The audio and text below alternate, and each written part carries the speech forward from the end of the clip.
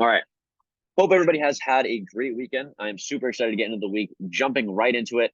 I am going to be holding a NQ long position going into tomorrow. So the first thing I want to talk about is why I'm doing this, and then we'll get into sort of what I'm looking at in tomorrow. I mean, I guess I am talking about what I'm looking at in tomorrow, and then we'll also go over the rest of the week. We have some news, and then just some plans for the weekend in the future. So can you type in the chart? Oh yeah, let's check out weekly opening gap first thing as well. So on ES, I haven't drawn that in yet. So ES is going on a 1 minute here. Weekly opening gap. Remember, for weekly opening gap, we want to go to whatever that Friday closing price is, and then whatever that Sunday opening price is. So go to Friday closing price, which is right here.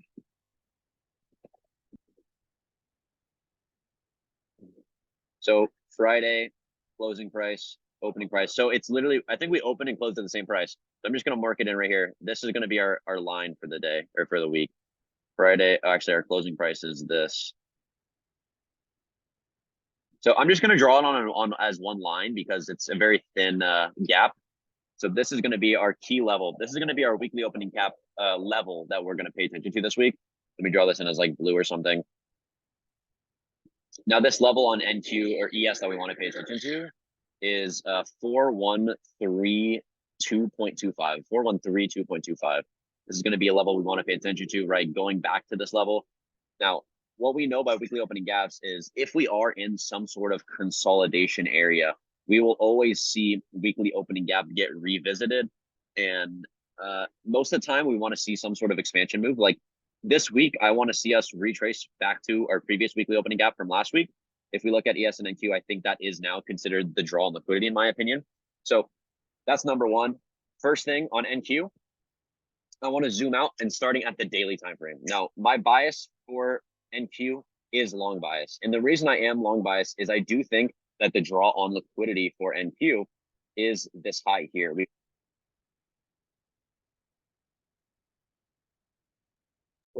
Hello?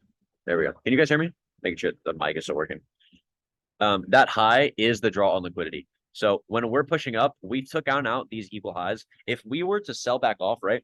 Now, remember, we have to think of it. If this was a liquidity sweep, we would have seen some sort of displacement back inside the range, right? But since we don't get that, it's whatever that next previous high is become equal highs here. We get a nice, push up, and then we kind of get back in, but we instantly get bought back up, right? There was no market structure shift here, right? So technically, the draw is now still higher on a bigger time frame. If we zoom in, now I have a lot of drawings here, but you can see that we actually bounced off of that weekly opening gap. We had a week or a daily, or sorry, I'm sorry. We bounced off of a daily fair value gap. You can see we had a daily fair value gap right here. We came down back to weekly opening gap, right? Perfectly bounced off weekly opening gap and now closing above that daily fair value gap. So we're still holding this and we have equal highs above us. So now zooming in to a 1 hour, we can see everything that we really want to see for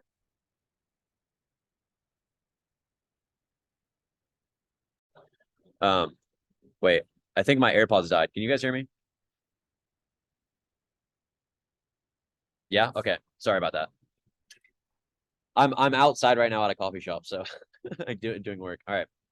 So my overall bias is bullish, right? We know the draw on a bigger time frame is higher. We have kind of what we want internally. We have that low being swept right here, back into previous fair value gap. If I go to a bigger time frame like the 4 hour, we have a big 4 hour order block here, as well as a 30-minute fair value gap. So we have a 30-minute fair value gap. We have a weekly opening gap that we perfectly bounced off of. We have 50% retracement. If I was to look at this, right, go to a 1 hour time frame, and I was to go from that high to that low, you can see we've reached discount, right? So we've retraced into discount. We haven't had any sort of significant market structure shift to go back down, right? This to me looks like a liquidity sweep, and we have equal highs, two sets of equal highs above us. So going down to a smaller time frame now, like a 15-minute, you can see we have market structure shift. So look, we have everything we want to see. 15-minute low being swept. All right. Internal liquidity being swept, meaning we sweep that previous low there on a smaller time frame. We make one more low, instantly get bought back up. We have our market structure shift with big displacement. And if we zoom into a 5-minute, we have a clear breaker block, right? Take this past order block, pull it over, this now should act as support. So now I looked for an entry, right? I want to see some sort of internal break of structure now. So that's what we get here. We get the lows, get big displacement, fair value gap created. We're now bouncing off that fair value gap. And then I took a long. So I am going to be holding this into tomorrow and into the coming days. My first target for this is going to be these equal highs up here. We have like 3 equal highs up here. This to me now becomes the draw on liquidity. And on a bigger time frame, I think the draw on liquidity is this overall high here, 13494.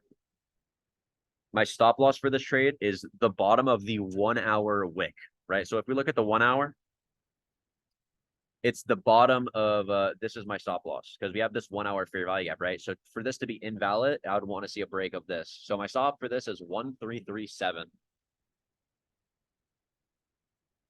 1337. Again, I'm in light size, not big size, because again, if I'm holding overnight session, I'm not going to risk full size because I normally don't trade overnight session. But I really do like the setup, and I think that we get some buying pressure going into tomorrow. So the charts are honestly setting up really nicely going into this week. I'm excited to see what sort of setups we get, and I'm just super excited to wake up tomorrow and trade live with you guys. To be honest, I've just, again, like I said, I've just had a really boost of motivation in this last week. Much needed break for me, and it's just rekindled my flame, and I'm really excited to get back into this and just fucking kill it. So tomorrow's gonna be insane. Let's have a good week. Let's check news real quick.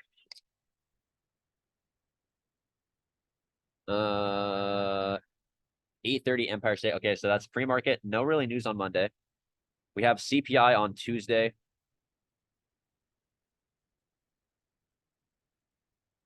$8:30 again, pre-market. Wednesday, not really anything. Thursday, we have unemployment claims again, pre-market. And then Friday, we have Powell speaks at 11. Okay, that's gonna be interesting. Okay, so Friday, Powell speaks at 11. I'll probably be trading. We'll see what happens. If I might honestly do a afternoon session if Powell speaks at 11, and we can do we can see what happens. Again, if I'm gonna trade news like this, it's gonna be low size though, but we'll see. Sorry, what's the trade? I'm holding some NQ longs into tomorrow. So, right, we have everything we kind of want to see for our model. Bigger time frame wise, right? This is exactly what we want to see. Like, let me show you guys this because I want to go more in depth on this, right? So if we're looking at a bigger time frame, right? Number one, the first thing, like I said, starting at the bigger time frame, like a daily, we know that we're in this uptrend, right? We're in a strong uptrend. Now, keep in mind, we have swept that previous high, but why am I more bullish? The reason I'm more bullish now is we could do one of two things. We could have a break of structure and head back lower, or we could sweep liquidity and then continue to go higher for the draw on liquidity. The reason why I'm more confident on the draw being higher is because if we look at a 4 hour, right, we would want to see a clean break of structure, which means I want to see a break of structure with big displacement, which means on a 4 hour, this would be our break of structure. But since we broke this, instantly got bought back up with big displacement, and we retraced into discount, right? If I was to draw in here to the low, we've retraced into discount. We've swept that low. We have an order block, and the overall bullish bias for a bigger time frame is higher. Then this is showing me that I'm more bullish than I would be short biased. Now, for me to then switch my for me to switch my bias, this low would have to be broken. If we break this previous low created, then the draw on liquidity then becomes that sell side, right? Now, it also depends with ES. If we end up forming some sort of SMT, if we break that low, then I could see us potentially going lower. But right now, we technically are forming SMT. Now, if we look at a 1 hour on ES technically swept this low, but I don't really like the displacement with it, right? If we look at the hour on NQ, you can see NQ low is right here, or that NQ low is right here, right? So we're technically forming an SMT here, but ES barely took that low out, but we technically did. So this is an SMT. So we do have an SMT on the 1 hour, so which is even giving us more bias with our bullish bias. Now, the reason I'm not drawing it on my chart is because ES just tiny took that level out. Now, that could be a new draw. Since we kind of formed relative equal lows, this could be an area that we could now come down to and break. I would like to see us now bounce to the highs, though, since we have previous, again, all of this now becomes low resistance liquidity run, right? All of these highs here if we end up coming up and breaking through this, all of these highs should now get swept. Or at least if we do, this is what I'm expecting. If we come up, take initial high out, and then come back down to here, that means that we have to come back up and take these highs, right? Because if it's low resistance liquidity, since all of these lows are stacked on each other, right? We could like draw on a trend line like this, and you could see how they all have low resistance. This should all get broken through. So we could technically sweep this first high, come back to inverse fair value gap, right? I draw in this 1 hour inverse. That's what I want to see. I want to see a break of this 1 hour fair value gap, push up through it, and then I want to see it act as resistance or support. Sorry. So when we come back down to this, then we can come back and take out that initial high and head to that previous weekly opening gap.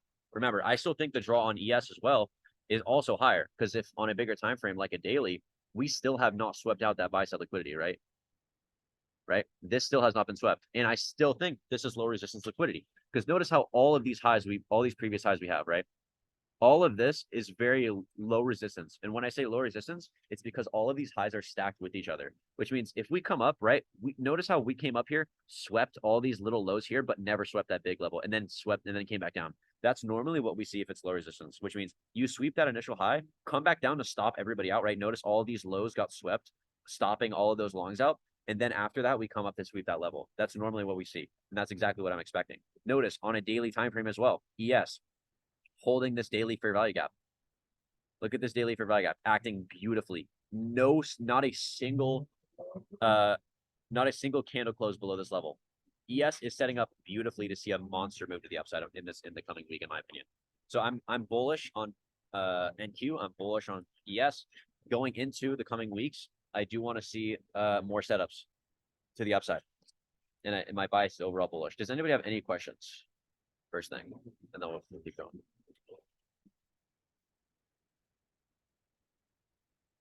Yeah, that's what I said. Powell speaks on Friday. Sorry.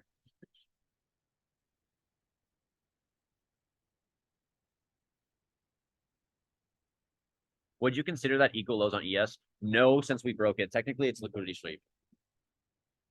And since the overall time frame is bullish, again, it could go either way, but I'd rather take it as liquidity being swept.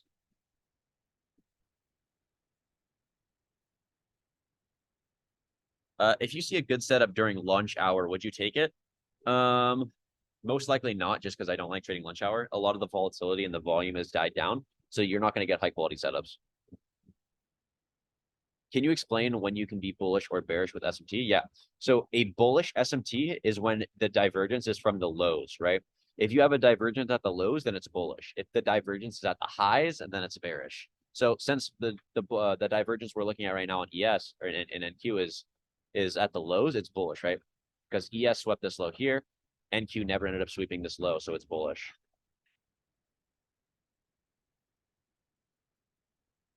Lunch hour, honestly, lunch hour to me, I stopped trading. I don't like trading after well, PST would be because normally in Idaho I stopped trading at like 9.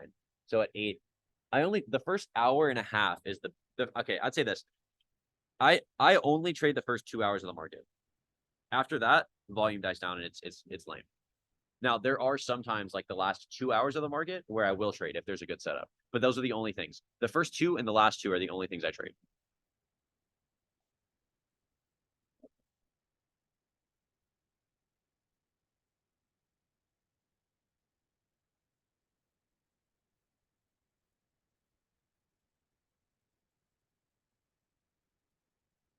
You mind giving me your thoughts on a trade I took Friday? Yeah, send me a screenshot or send me the times and I'll look at it.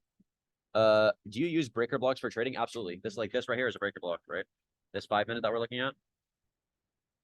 Have breaker structure from the lows, swept liquidity, big displacement up, pulling back into a 15-minute fair value gap, and as well as this 5-minute breaker block, right? Have an order block here, we pull it over. This should now act as support.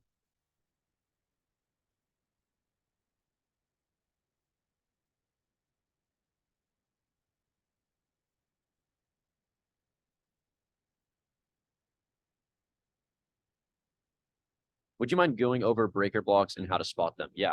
So a breaker block is an order block that is pulled over through price action. So for example, if we're looking at this, normally when I see a breaker block you have to have 2 things. Number 1, you need a sharp move up, a sharp move down, and you need a break of structure. So this is our market structure shift, right? Market structure shift and break structure, same thing. So don't get confused, right? So we have a breaker structure here, right? Because what we need for a breaker structure is liquidity being swept. We have liquidity swept on an external time frame. We have internal swept here, and then we get a big move up, taking out that previous high, big displacement, right? So we have that first thing we need. We need some sort of breaker structure. Now that we have a breaker structure, we look at that high. Okay, what kind of high was broken? Well, we had a big move up, sharp move down. That's exactly what we want to see. It's an order block, right? A lot of accumulation here. We then pull this over through price action, and this now should act as support, especially when it's aligned with a fair value gap. So if you look at a bigger time frame, like a 30-minute, you can see we do have a fair value gap here, and as well as it's in discount. If I was to draw in this from the high to the low, you can see we've reached, God damn it, we've reached discount.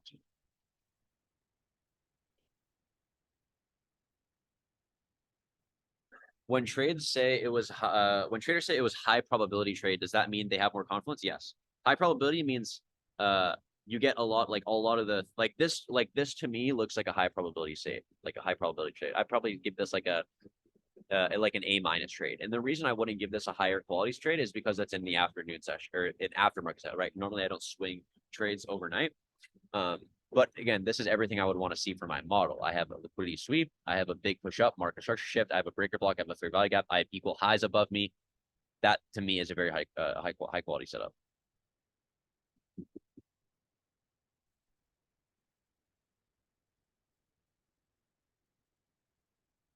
You're in a trade right now. Yeah, I'm swinging. I'm gonna be holding longs on NQ going into tomorrow with low size. NQ long liquidity sweep 133,511. Okay, let me check.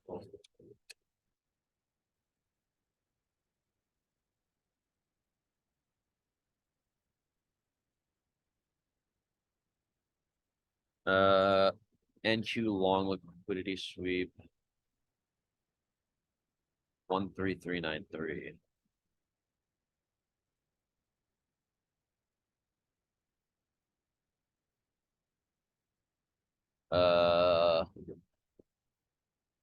After market restrictions, 11, 20, 11, 12, 11,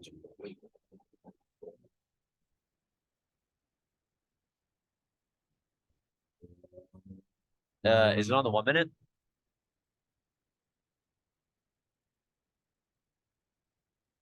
Yeah, 1 minute. Okay, I'll check.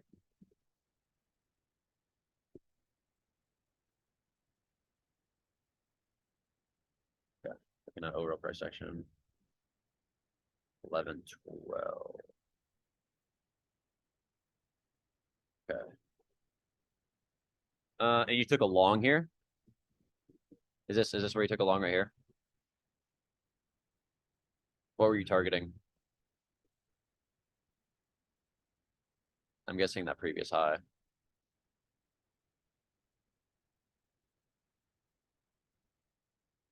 Something like that.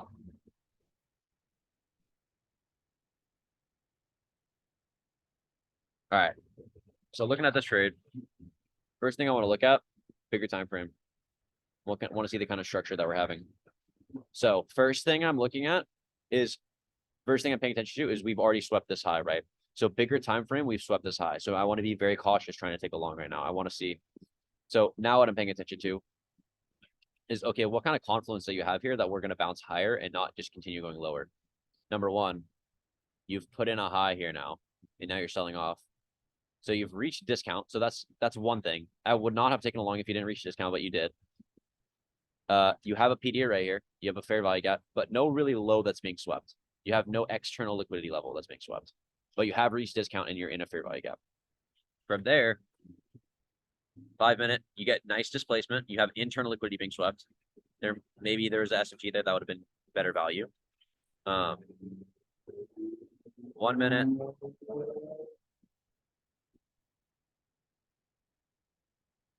Now I would be cautious trying to trade right here because you have no, again, the action here is actually kind of wacky. And the reason is the high that broke wasn't really the best displacement, right? You have a big move down and then a big move up, and you barely broke above this high and then retraced back down. So I would be a little bit sketchy taking this. Honestly, I probably would not take this trade just because it's very low quality. Most of the time, you will not see this trade play out the way that you did. And especially very, very choppy action as well. Like you get this move right here. You get again, this is a search and destroy. This is a search and destroy kind of day right here. You can tell just by looking at this. For example, you get a high put in, right? First you get a low put in. You come up, put a high in, come down, take out the low. Okay, so now what are you going to do? Well, if it's search and destroy model, you're going to go back, take the high. Okay, you go back, take the high. Then you put another high in, right? Okay, you put a high in. What are you going to do now? Come back, take down the low. Come down, create equal lows from this. Come up, take the high, and then come up, take the low. What do you okay, after taking the low? What do you think is going to happen? Come down, take the high. Like this is very choppy action. All of this is just search and destroy on liquidity. And when I see search and destroy model, I normally don't trade. How would you best utilize different sessions to give you a bias for other sessions? Biggest thing is like we're just talking about search and destroy. Search and destroy model is when you see initial high and low being swept on both Asia and London session. If you see Asia and London, so I think I posted this in the Discord. Let me see if I have the model. Somebody created a model. Let me see if I can find it.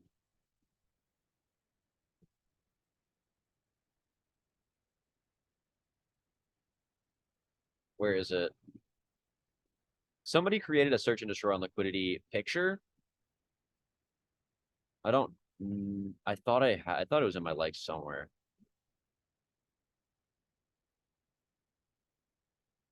I'm honestly not sure. Yeah, I posted it somewhere. It might be in the Discord. I might have pinned it.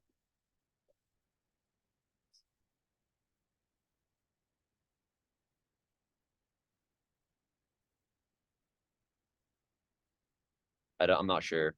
I'll find it. But there it is. Thank you. Okay. So this is it right here. Search and destroy model, right? So going into New York City, right? Going into New York City Open to be able to again, this is probably one of the highest probable, like I don't think I've ever seen this model not be correct. In most of the time, going into New York session, you can expect the search and destroy model if you have these requirements, right? Consolidation during Asia session to create a range. And then there's a rate on both Asia low and high during London, which means, okay, you have consolidation, right? You get the high and the low being swept in Asia session, right? And keep in mind also, one thing I like too is consolidation during Asia. I'd like to see Asia also take out those lows that it creates, right? So we have consolidation, but I'd like to see those highs and those lows also be taken. And then in Asia or in London, both those highs are swept, right? Multiple times. So we have these lows right here. They get swept at open, come up, take the high, and then that low that was created earlier in that session then gets taken again. You can expect the exact same thing to see in New York. So you expect first either the high or the low of London session to get taken, and then some in the end of the day, then the low or the high would also get taken. So that's how you can expect is when you see highs, the search and destroy on both London and Asia. If that makes sense.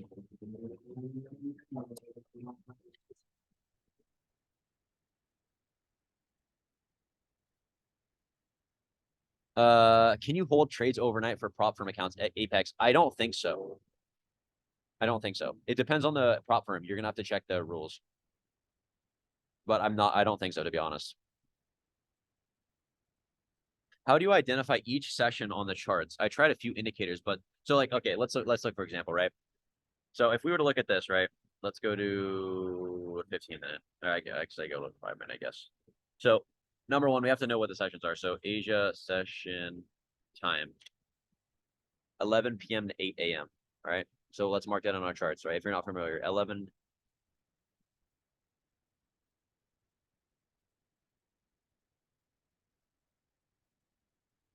So 11. Well, I mean, technically, this isn't really. Wait, this isn't. No, I'm doing this wrong. Hold on. Well, we haven't even started those sessions, so I can't really go back right now.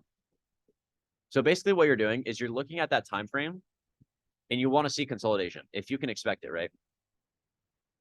So I think there is an indicator. London section. I do. Wait.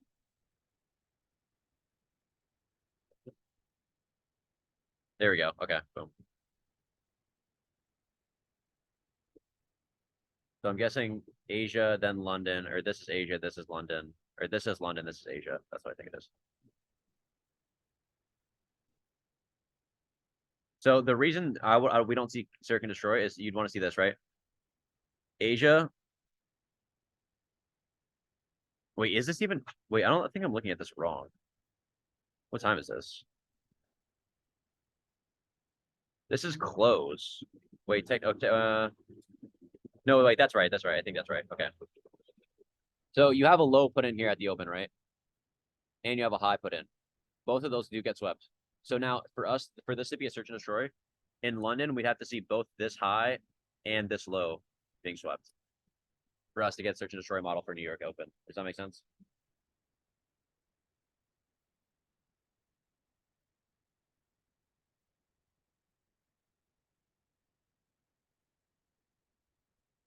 You can't hold past 5. Okay, gotcha. Makes sense. Awesome. All right. I think that's all I have for you guys today. I'm super excited to get the week started. Again, overall bias going into tomorrow. I am bullish. Markets and charts do look good, setting up to, honestly, in my opinion, it looks like we're setting up to get a big move up. My first price target for this trade is 13,425, 13,425, or 13,426, somewhere around there, whatever these highs are. And then my second target is going to be runners to 13,495. How many trading sessions are there? I think there's 4.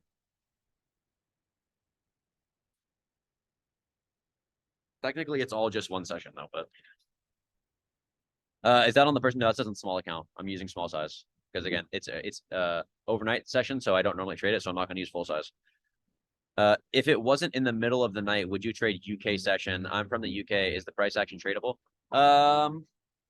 Again, I've sort of just built up only trading New York session, and that's just what I'm most comfortable with. You can trade any session. Again, I know traders that trade London. I know traders that trade Asia. It's just building up confidence with trading that. And so since I normally don't trade that, I don't have much experience with trading those sessions. I don't normally trade those. But you can for sure. You just have to build experience with it and recognize price action differences. Going to have to learn trading in other sessions because the military takes up all the time. Yeah, the biggest thing I recommend is if you're going to learn to trade other sessions, you have to realize that most of the time you're not going to get as fast of action as you're going to get with New York. So you have to be a lot more patient. Your trades are not going to come as easy. It'll seem like that, right? It'll seem it just doesn't come as easy because the price action is just going to be slower, but you're still going to get the same models in the same outcome, if that makes sense. It's just going to be slower action to get there, right? With when we trade New York, if we get a model, normally we get fast action towards whatever the draw is. With overnight sessions like London or Asia, it'll be slower action, but it'll eventually end up taking the draw if there is a clear draw. What time frame do you use SMT? Every single time frame. If there is an SMT on any time frame, I'll draw it. If it wasn't in the middle, okay. I think that's all. All right. I think that's all I have for you guys tonight. If anybody has any future questions or any questions in general, just at me in the Discord, the VIP chat, and I'll make sure to get you guys, or just DM me on Discord. Again, guys, I'm gonna say this. I will not DM you first on any social media, guys. Please, please, please be careful of scammers. I've gotten messages of people saying they've been scammed of like thousands of dollars, and it's not me. So please, please, please be smart. Like have some sort of, you know, like be aware of your surroundings, please. Like if somebody message you, like actually make sure it's me. It's like common sense, but people will end up falling for it. It's crazy. So please be careful. What's your Twitter account? I think it's Wave.